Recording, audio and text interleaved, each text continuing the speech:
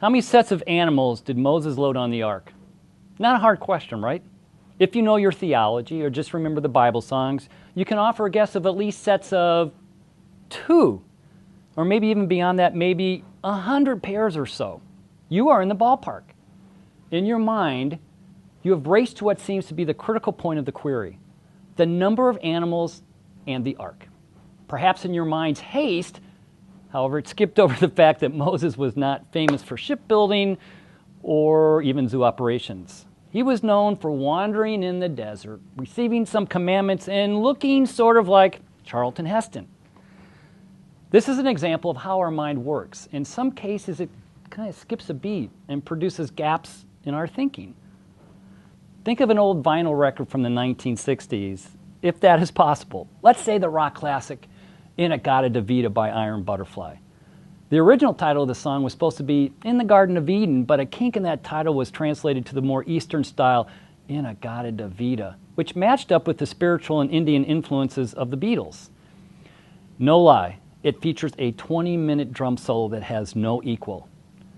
Now, for all practical purposes, in this example, the record has seen better days or decades, and there are scratches in the grooves during the lengthy drum solo, and perhaps also some scratches that chew up some of the band's lyrics. It would take quite a while and many listenings to really appreciate what the scratches are doing to the drum beats. Scratches in the grooves where Iron Butterfly is singing, however, impacts the meaning of the lyrics. If we know most of the lyrics, we just fill in the gaps created by the scratches with the words that come to our mind as we listen along. Now, if you grew up like me during the age of vinyl, this happened a lot, but it was much better than 8 tracks spewing out miles of tape chewed up by tape heads.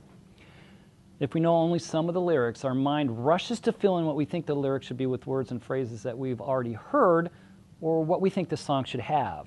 Our mind doesn't let the gaps remain without attempting to fill them and then move on. Granted, scratches in the grooves during Iron Butterfly's vocals hardly represent gaps that strain our attempts to fill them in.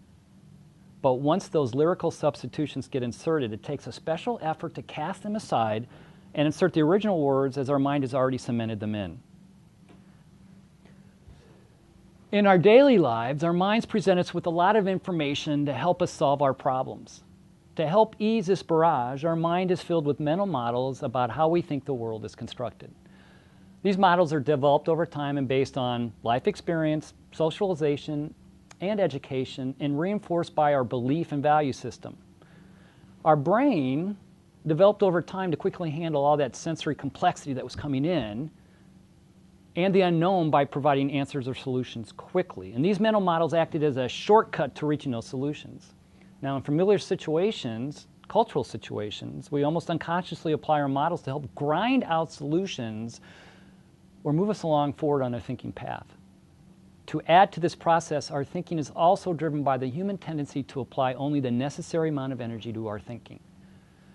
Conserving energy, especially thinking energy, was important to our early survival. Now, I bet you can imagine where this is all going. In many ways, we're almost always on cognitive autopilot. Moses, Noah, did it really matter? It was from the Bible, which at least to many Americans is familiar. It had a guy with a beard in it. The names were just 2 syllables, and they sounded biblical. There was an ark and some animals. We know the story. Now let's get to the end. There was no need to call into question the information provided or the question itself. This is what Daniel Kahneman calls fast thinking, and humans are pretty famous for it. For the most part, this thinking serves us well, and it really never stops.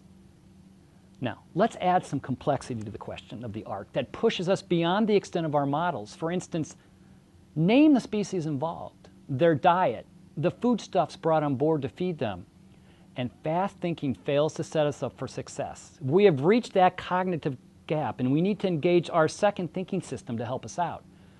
Where fast thinking drives toward an answer or a solution or even a prediction of behavior, slow thinking or system 2 is engaged to reflect on the information and the problem. It provides a more critical assessment or look at the information. However, we are very lazy thinkers. If there's no need to be reflective, if the models seem to work, if we think we have been down this path before, If we don't have a lot of time, or it's 3 a.m. and someone just asked you how many animals Moses led on the ark, we move on to the solution or further try to solve the problem with what we know. In effect, for most of our lives, if we live in the same culture, or at least in the same neighborhood, we interact with those familiar, we travel to the same or similar places, or we find ourselves in situations that resemble what we know, fast thinking makes our lives easier. Now, let's throw in information or situations that don't fit our models. Or perhaps they're just small slices of information to work from. Our System 1 offers up models to help fill in or complete the gaps and thus leads us along familiar paths. We call this intuition, and given the familiar environment, the people, their language and culture, our intuition works fine. However, when the gaps are too large or the information situation too different, intuition will fail us. Intuition will fail us because we are cognitively lazy or we don't have the time to engage System 2. What I've just described is bias. Our mental models guide us through the environment and through interactions. They are comfortable and they're predictable, and System 1 is always running. We don't realize how powerful and how unconscious these models are. But then usually we hang out with those who have similar models and think and act the way we do. When faced with those different from us, where we engage in environments unfamiliar, we rely on our models and experience to guide us through the complexity, unless we engage System 2. Even if we engage System 2, our biases remain embedded in information that is passed along. System 2 doesn't weed the biases out, and they become like computer viruses, wreaking havoc on how we think. In effect, we are blinded by our bias, and often we don't realize the influence biases have on understanding or making sense out of the interactions we have with those who are different. Throw us in a culturally complex human domain of deployment or overseas assignment, especially one fraught with risk, uncertainty, randomness, and our System 1 is in overdrive and our System 2 has the virus. Bias kicks our butt. It limits how we think, how we analyze, and most of all, how we predict. It gets in the way of trying to figure out how someone will behave in a given situation, and System 1 can impede successful cross-cultural interactions and jeopardize the mission. Our minds were built to not sweat the Moseses. As long as the animals got on the ark, we need to manage our biases and the powerful cultural influences that create them. We need to stretch our view of the world beyond what our models and experience built for us. We need to know that those from different cultures have different models than ours, and they also act with similar models, affected by their biases, shaped by their own view of the world. We need to know how their belief system reinforces their models and motivates their behavior.